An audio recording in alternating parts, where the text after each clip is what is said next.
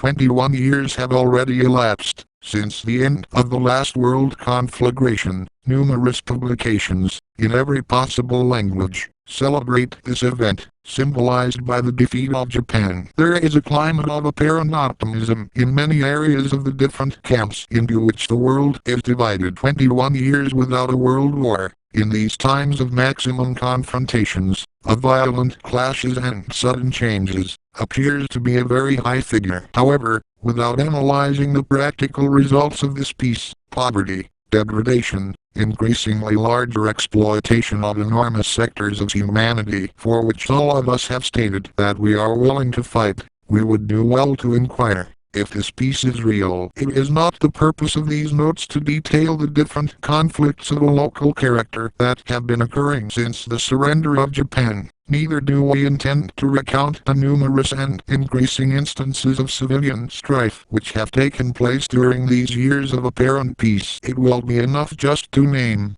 as an example against undue optimism, the wars of Korea and Vietnam. In the first one, after years of savage warfare, the northern part of the country was submerged in the most terrible devastation known in the annals of modern warfare, riddled with bombs, without factories, schools or hospitals, with absolutely no shelter for housing 10 million inhabitants. Under the discredited flag of the United Nations, dozens of countries under the military leadership of the United States participated in this war, with the massive intervention of U.S. soldiers and the use, as cannon fodder, of the South Korean population that was enrolled in the other side. The army and the people of Korea and the volunteers from the People's Republic of China were furnished with supplies and advised by the Soviet military apparatus. The U.S. tested all sorts of weapons of destruction, excluding the thermonuclear type, but including in a limited scale bacteriological and chemical warfare. In Vietnam, the patriotic forces of that country have carried in an almost uninterrupted war against three imperialist powers: Japan, whose might suffered an almost vertical collapse after the bombs of Hiroshima and Nagasaki; France, who recovered from that defeated country its Indochina colonies and ignored the promises it had made in harder times; and the United States. In this last phase of the struggle, there were limited confrontations in every continent, although in our America, for a long time, there were only incipient liberation struggles and military coups d'etat until the Cuban Revolution resounded the alert, signaling the importance of this region. This action attracted the wrath of the imperialists, and Cuba was finally obliged to defend its coasts, first in Playa and again during the missile crisis. This last incident could have unleashed a war of incalculable proportions if a U.S.-Soviet clash had occurred over the Cuban question, but, evidently, the focal point of all contradictions is at present the territory of the peninsula of Indochina and the adjacent areas. Laos and Vietnam are torn by a civil war which has ceased being such by the entry into the conflict of U.S. imperialism with all its might, thus transforming the whole zone into a dangerous detonator ready at any moment to explode. In Vietnam, the confrontation has assumed extremely acute characteristics. It is not our intention, either, to chronicle this war. We shall simply remember and point out some milestones. In 1954, after the annihilating defeat of Dien Bien Phu, an agreement was signed at Geneva dividing the country into two separate zones. Elections were to be held within a term of 18 months to determine who should govern Vietnam, and how the country should be reunified. The U.S. did not sign this document and started maneuvering to substitute the Emperor Bao Dai, who was a French puppet, for a man more amiable to its purposes. This happened to be Ngo Dinh, whose tragic end, that of an orange squeezed dry by imperialism is well known by all. During the months following the agreement, optimism reigned supreme in the camp of the popular forces. The last pockets of the anti-French resistance were dismantled in the south of the country, and they awaited the fulfillment of the Geneva agreements. But the patriots soon realized there would be no elections unless the United States felt itself capable of imposing its will in the polls, which was practically impossible even resorting to all its fraudulent methods. Once again the fighting broke out in the south and gradually acquired full intensity. At present the U.S. Army has increased to over 500,000 invaders, while the puppet forces decrease in number and, above all, have totally lost their combativeness. Almost 2 years ago, the United States started bombing systematically the Democratic Republic of Vietnam, in yet another attempt to overcome the belligerents left square bracket siege of the South and impose, from a position of strength, a meeting at the conference table. At first, the bombardments were more or less isolated occurrences and were adorned with the mask of reprisals for alleged provocations from the North. Later on, as they increased in intensity and regularity, they became one gigantic attack carried out by the Air Force of the United States, day after day, for the purpose of destroying all vestiges of civilization in the northern zone of the country. This is an episode of the infamously notorious escalation. The material aspirations of the Yankee world have been fulfilled to a great extent, regardless of the unflinching defense of the Vietnamese and the aircraft artillery, of the numerous planes shot down, over 1,700, and of the socialist country's aid in war supplies. There is a sad reality. Vietnam a nation representing the aspirations, the hopes of the whole world of forgotten peoples is tragically alone. This nation must endure the furious attacks of U.S. technology, with practically no possibility of reprisals in the South and only some of defense in the North but always alone. The solidarity of all progressive forces of the world towards the people of Vietnam today is similar to the bitter irony of the plebeians coaxing in the gladiators in the Roman arena. It is not a matter of wishing success to the victim of aggression, but of sharing his fate. One must accompany him to his death or to victory. When we analyze the lonely situation of the Vietnamese people, we are overcome by anguish at this illogical moment of humanity. U.S. imperialism is guilty of aggression and its crimes are enormous and cover the whole world.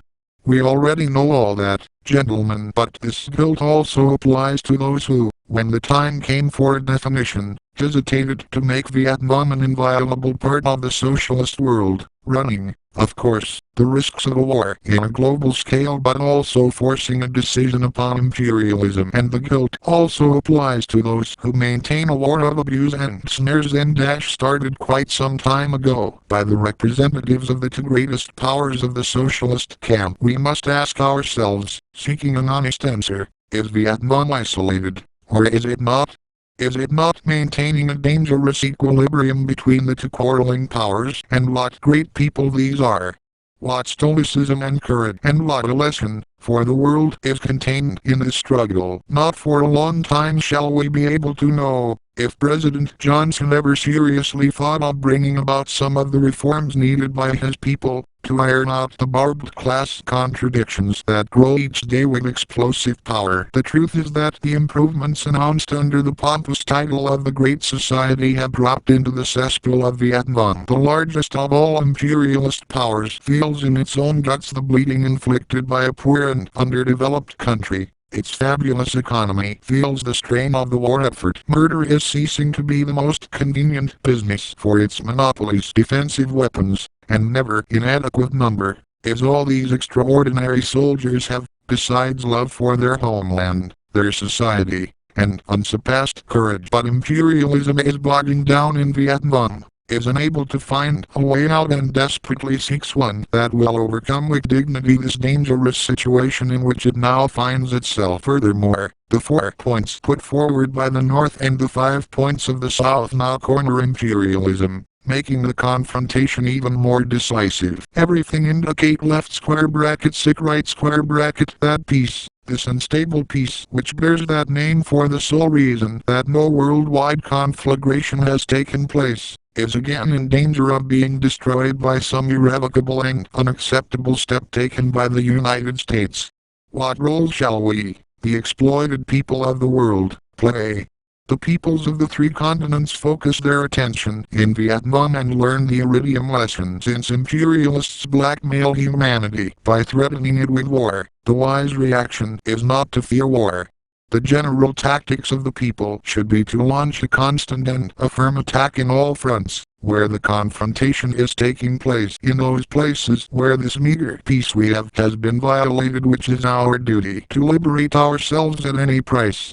The world panorama is of great complexity. The struggle for liberation has not yet been undertaken by some countries of ancient Europe, sufficiently developed to realize the contradictions of capitalism, but weak to such a degree that they are unable either to follow imperialism or even to start on its own road. Their contradictions will reach an explosive stage during the forthcoming years, but their problems and, consequently, their own solutions are different from those of our dependent and economically underdeveloped countries. The fundamental field of imperialist exploitation comprises the three underdeveloped continents, America, Asia, and Africa. Every country has also its own characteristics, but each continent, as a whole, also presents a certain unity. Our America is integrated by a group of more or less homogeneous countries, and in most parts of its territory U.S. monopolist capitals maintain an absolute supremacy. Puppet governments or, in the best of cases, weak and fearful local rulers are incapable of contradicting orders from their Yankee master. The United States has nearly reached the climax of its political and economic domination. It could hardly advance much more. Any change in the situation could bring about a setback. Their policy is to maintain that which has already been conquered. The line of action, at the present time, is limited to the brutal use of force with the purpose of thwarting the liberation movements, no matter of what type they might happen to be. The slogan "We will not allow another Cuba" hides the possibility of perpetrating aggressions without fear of reprisal, such as the one carried out against the Dominican Republic, or before that the massacre in Panama and the clear warning stating that Yankee troops are ready to intervene anywhere in America where the ruling regime may be altered, thus endangering their interests. This policy enjoys an almost absolute impunity. The OAS is a suitable mask, in spite of its unpopularity. The inefficiency of the UN is ridiculous as well as tragic. The armies of all American countries are ready to intervene in order to smash their peoples. The International of Crime and Treason has in fact been organized. On the other hand, the autochthonous bourgeoisies have lost all their capacity to oppose imperialism and if they ever had it and they have become the last card in the pack. There are no other alternatives, either a socialist revolution or a make-believe revolution. Asia is a continent with many different characteristics. The struggle for liberation waged against a series of European colonial powers resulted in the establishment of more or less progressive governments, whose ulterior evolution have brought about, in some cases, the deepening of the primary objectives of national liberation and, in others, a setback towards the adoption of pro-imperialist positions. From the economic point of view, the United States had very little to lose and much to gain from Asia. These changes benefited its interests. The struggle for the overthrow of other neocolonial powers and the penetration of new spheres of action in the economic field is carried out sometimes directly, occasionally through Japan. But there are special political conditions, particularly in Indochina, which create in Asia certain characteristics of capital importance and play a decisive role in the entire U.S. military strategy. The imperialists encircled China through South Korea, Japan, Taiwan, South Vietnam and Thailand. At least this dual situation, a strategic interest as important as the military encirclement of the People's Republic of China and the penetration of these great markets which they do not dominate yet turns Asia into one of the most explosive points of the world today. In spite of its apparent stability outside of the Vietnamese war zone, the Middle East, though it geographically belongs to this continent, has its own contradictions and is actively in ferment. It is impossible to foretell how far this Cold War between Israel, backed by the imperialists, and the progressive countries of that zone will go. This is just another one of the volcanoes threatening eruption in the world today. Africa offers an almost virgin territory to the neocolonial invasion. There have been changes which, to some extent, forced neocolonial powers to give up their former absolute prerogatives. But when these changes are carried out uninterruptedly, colonialism continues in the form of neocolonialism, with similar effects as far as the economic situation is concerned. The United States had no colonies in this region but is now struggling to penetrate its partners' fiefs. It can be said that following the strategic plans of U.S. imperialism, Africa constitutes its long-range reservoir. Its present investments, are only important in the Union of South Africa, and its penetration is beginning to be felt in the Congo, Nigeria and other countries where violent rivalry with other imperialist powers is beginning to take place. In a pacific manner up to the present time. So far it does not have their great interests to defend, except its pretended right to intervene in every spot of the world, where its monopolies detect huge profits or the existence of large reserves of raw materials. All this past history justifies our concern regarding the possibilities of liberating the peoples within a long or a short period of time. If we stop to analyze Africa, we shall observe that in the Portuguese colonies of Guinea, Mozambique and Angola the struggle is waged with relative intensity, with a concrete success in the first one and with variable success in the other two. We still witness in the Congo the dispute between Lumumba's successors and the old accomplices of Chande, a dispute which at the present time seems to favor the latter, those who have pacified a large area of the country for their own benefit and though the war is still latent in Rhodesia, we have a different problem. British imperialism used every means within its reach to place power in the hands of the white minority, who, at the present time, unlawfully holds it. The conflict, from the British point of view, is absolutely unofficial. This Western power, with its habitual diplomatic cleverness and also called hypocrisy in the strict sense of the word and presents a facade of displeasure before the measures adopted by the government of Ian Smith. Its crafty attitude is supported by some Commonwealth countries that follow it, but is attacked by a large group of countries belonging to Black Africa, whether they are or not servile economic lackeys of British imperialism. Should the rebellious efforts of these patriots succeed and this movement receive the effective support of neighboring African nations, the situation in Rhodesia may become extremely explosive. But for the moment all these problems are being discussed in harmless organizations such as the UN, the Commonwealth and the ONU. The social and political evolution of Africa does not lead us to expect a continental revolution. The liberation struggle against the Portuguese should end victoriously, but Portugal does not mean anything in the imperialist field. The confrontations of revolutionary importance are those which place at bay all the imperialist apparatus. This does not mean, however, that we should stop fighting for the liberation of the three Portuguese colonies and for the deepening of their revolutions. When the black masses of South Africa or Rhodesia start their authentic revolutionary struggle, a new era will dawn in Africa. Or when the impoverished masses of a nation rise up to rescue their right to a decent life from the hands of the ruling oligarchies.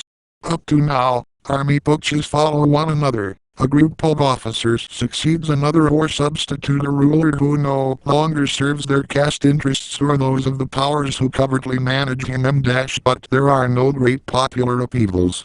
In the Congo these characteristics appeared briefly, generated by the memory of Lumumba, but they have been losing strength in the last few months. In Asia, as we have seen, the situation is explosive. The points of friction are not only Vietnam and Laos, where there is fighting, such a point is also Cambodia, where at any time a direct U.S. aggression may start, Thailand, Malaya, and, of course, Indonesia, where we cannot assume that the last word has been said, regardless of the annihilation of the Communist Party in that country, when the reactionaries took over. And also, naturally, the Middle East. In Latin America the armed struggle is going on in Guatemala, Colombia, Venezuela and Bolivia. The first uprisings are cropping up in Brazil (sick right). There are also some resistance focuses which appear and then are extinguished. But almost all the countries of this continent are ripe for a type of struggle that, in order to achieve victory, cannot be content with anything less than establishing a government of socialist tendencies. In this continent practically only one tongue is spoken, with the exception of Brazil, whose people, those who speak Spanish, can easily make themselves understood, owing to the great similarity of both languages. There is also such a great similarity between the classes in these countries, that they have attained identification among themselves of an international Americano type, much more complete than in the other continents. Language, habits, religion, a common foreign master, unite them. The degree and the form of exploitation are similar for both the exploiters and the men they exploit in the majority of the countries of our America. And rebellion is ripening swiftly in it.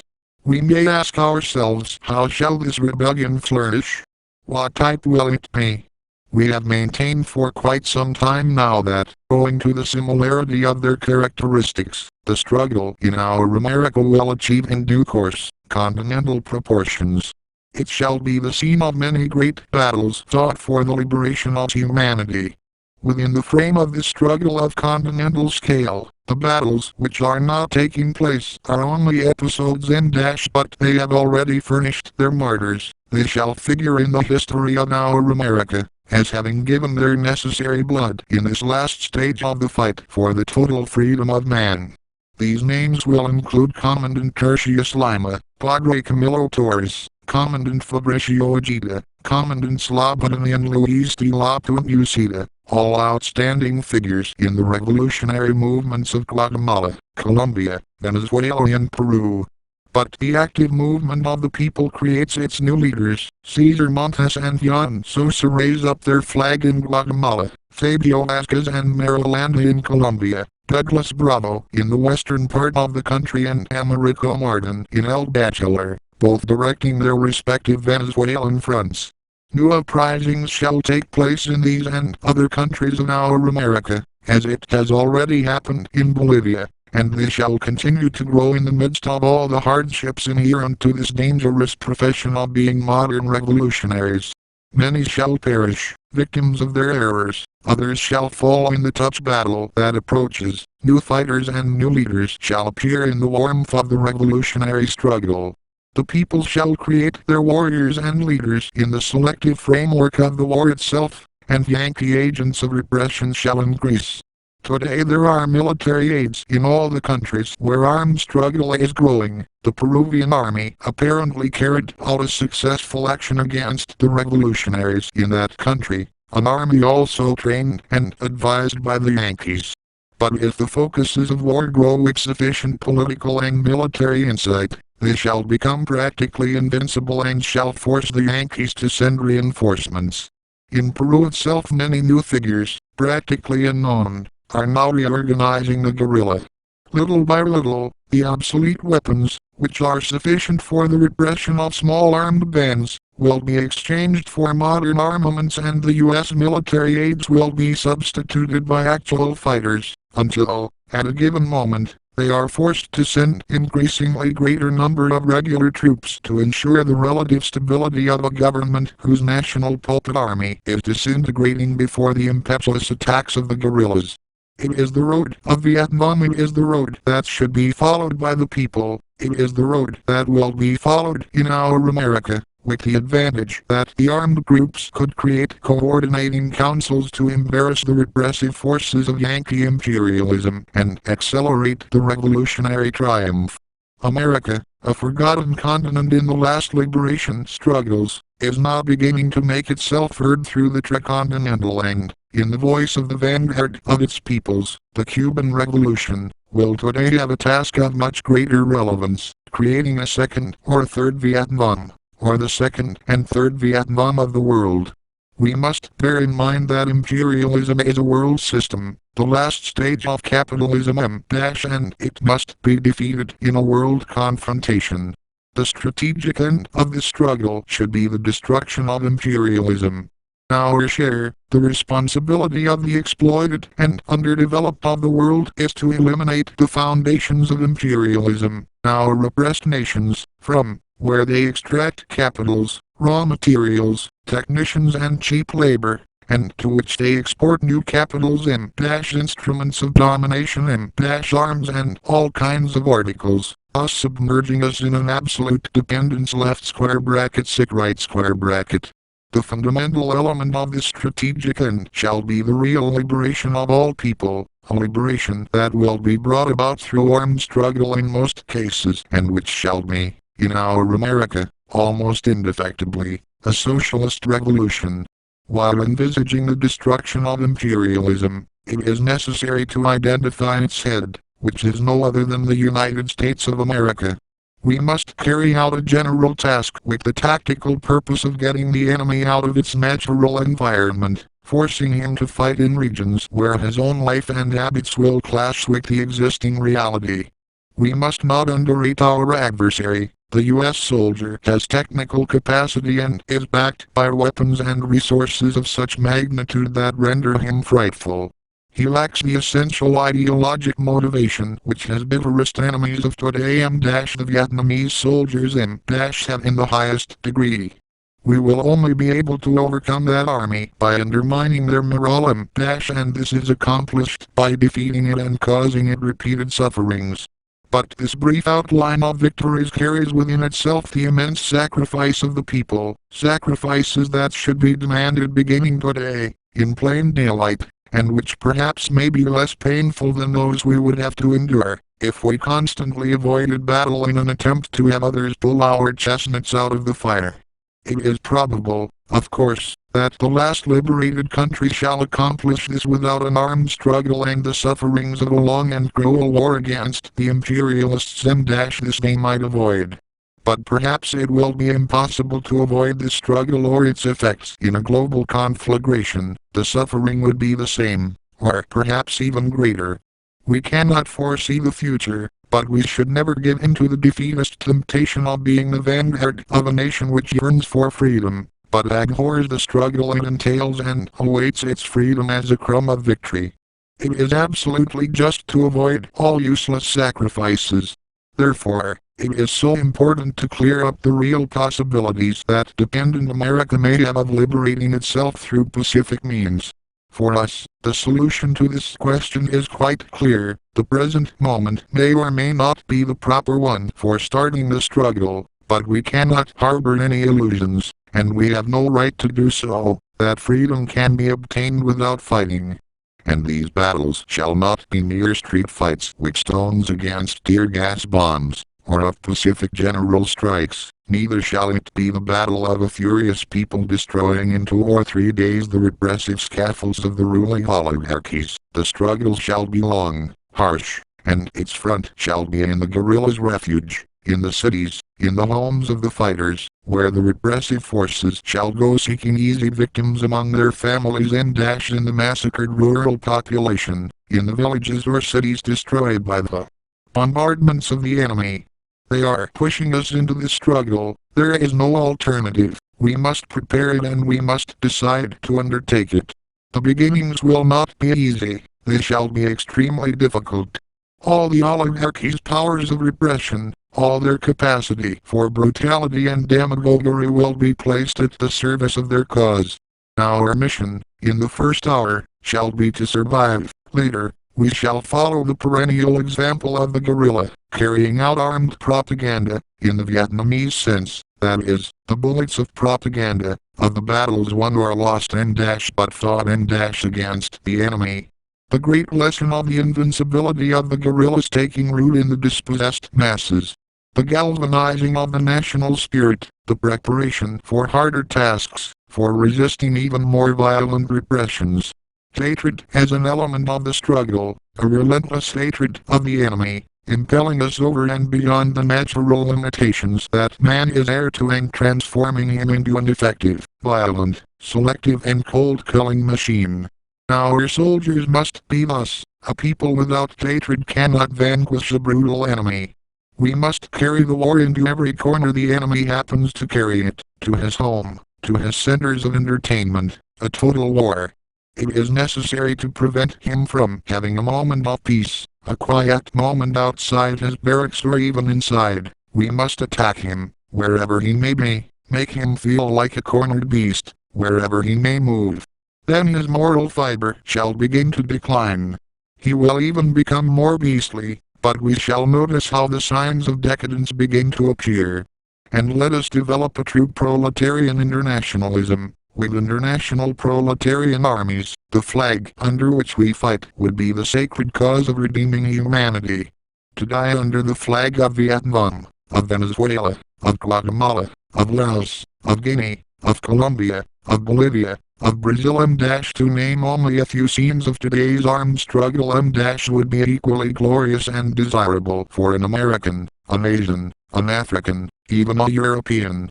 Each spilt drop of blood, in any country under whose flag one has not been born, is an experience passed on to those who survive, to be added later to the liberation struggle of his own country. And each nation liberated is a phase one in the battle for the liberation of one's own country. The time has come to settle our discrepancies and place everything at the service of our struggle. We all know great controversies rend the world now fighting for freedom. No one can hide it. We also know that they have reached such intensity and such bitterness that the possibility of dialogue and reconciliation seems extremely difficult, if not impossible. It is a useless task to search for means and ways to propitiate a dialogue which the hostile parties avoid. However, the enemy is there, it strikes every day, and threatens us with new blows, and these blows will unite us, today, tomorrow, or the day after. Whoever understands this first, and prepares for this necessary union, shall have the people's gratitude. Owing to the virulence and the intransigence with which each cause is defended, we, the dispossessed, cannot take sides for one form or the other of these discrepancies, even though sometimes we coincide with the conscience of one party or the other, or in a greater measure with those of one part more than with those of the other. In time of war, the expression of current differences constitutes a weakness, but at this stage it is an illusion to attempt to settle them by means of words. History shall erode them or shall give them their true meaning. In our struggling world, every discrepancy regarding tactics, the methods of action for the attainment of limited objectives should be analyzed with due respect to another man's opinions. Regarding our great strategic objective, the total destruction of imperialism by armed struggle, we should be uncompromising. Let us sum up our hopes for victory, total destruction of imperialism by eliminating its firmest bulwark, the oppression exercised by the United States of America. To carry out, as a tactical method, the people's gradual liberation, one by one or in groups, driving the enemy into a difficult fight away from its own territory, dismantling all its sustenance bases, that is, its dependent territories. This means a long war. And, once more we repeat it, a cruel war. Let no one fool himself at the outstart, and let no one hesitate to start out for fear of the consequences it may bring to his people. It is almost our sole hope for victory. We cannot elude the call of this hour. Vietnam is pointing it out with its endless lesson of heroism, its tragic and everyday lesson of struggle and death for the attainment of final victory. There, the imperialist soldiers endure the discomforts left sick right of those who, used to enjoying the U.S. standard of living, have to live in a hostile land with the insecurity of being unable to move without being aware of walking on enemy territory. Death to those who dare take a step out of their fortified encampment. The permanent hostility of the entire population. All this has internal repercussion in the United States, propitiates the resurgence of an element which is being minimized in spite of its vigor by all imperialist forces, class struggle even within its own territory. How close we could look into a bright future should 2, 3 or many Vietnams flourish throughout the world with their share of deaths and their immense tragedies, their everyday heroism and their repeated blows against imperialism, impelled to disperse its forces under the sudden attack and the increasing hatred of all peoples of the world. And if we were all capable of uniting to make our blows stronger and infallible and so increase the effectiveness of all kinds of support given to the struggling people, how great and close would that future be? If we, in a small point of the world map, are able to fulfill our duty and place at the disposal of the struggle whatever little of ourselves we are permitted to give, our lives, our sacrifice, and if someday we have to breathe our last breath in any land, already ours, sprinkled with our blood, let it be known that we have measured the scope of our actions and that we only consider ourselves elements in the great army of the proletariat, but that we are proud of having learned from the Cuban Revolution, and from its maximum leader, the great lesson emanating from his attitude in this part of the world. What do the dangers or the sacrifices of a man or of a nation matter, when the destiny of humanity is at stake? Our every action is a battle cry against imperialism, and a battle hymn for the people's unity against the great enemy of mankind, the United States of America.